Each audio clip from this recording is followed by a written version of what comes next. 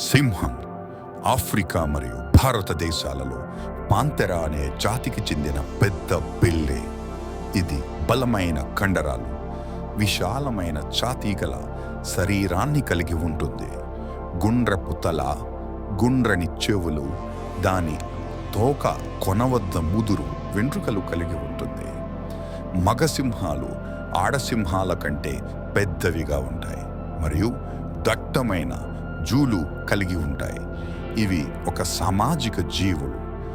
ఇవి ప్రైడ్స్ అని పిలువబడే సమూహాలను ఏర్పరుస్తాయి. ఒక సింహాల ప్రైడ్లో కొన్ని మగ సింహాలు సంబంధిత ఆడ మరియు పిల్ల సింహాలు కలిగి ఉంటాయి. సాధారణంగా ఆడసింహాలు కలిసి సమూహాలుగా వేటాడతాయి. ఎక్కువగా మధ్య తరహా మరియు పెద్ద జంతువులను వేటాడతాయి. వేటాడిన తరువాత ఆ వేటను మొదటిగా గుంపుకు నాయకత్వం వహించే మగ సింహాలు తింటాయి. ఆ తదుపరి సింహాలు మిగిలినవి తింటాయి.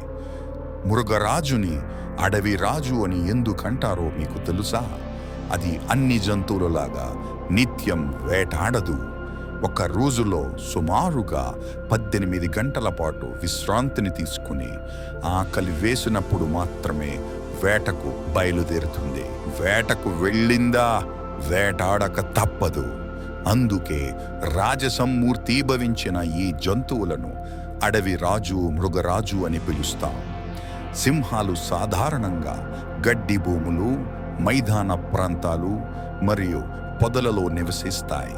సాధారణంగా ఇతర ఏ అడవి పిల్లుల కంటే కూడా రాత్రి మరియు సంధ్యా సమయాలలో ఇవి చురుకుగా ఉంటాయి.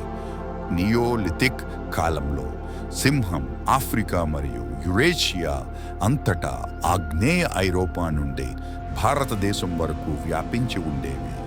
అయితే కాలక్రమేణా ఇవి ఉపసహారా ఆఫ్రికాలో మరియు పశ్చిమ భారతదేశంలో వీటి యొక్క సంఖ్య గణనీయంగా తగ్గింది.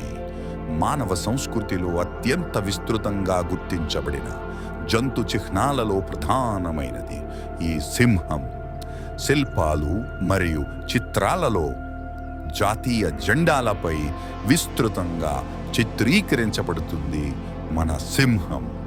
రోమన్ సామ్రాజ్య కాలం నుండి కూడా సింహాలను జంతు ప్రదర్శనశాలలలో ఉంచుతారు మరియు 18వ శతాబ్దం చివరి నుండి ప్రపంచవ్యాప్తంగా జంతు శాస్త్ర ఉద్యానవనాలలో ప్రదర్శన కోసం కీలక జాతిగా సింహాన్ని ఉంచుట జరిగింది.